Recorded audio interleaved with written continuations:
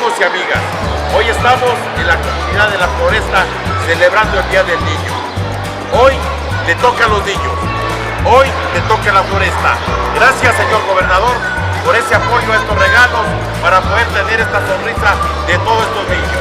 ¡Feliz Día del Niño! Señor Fox.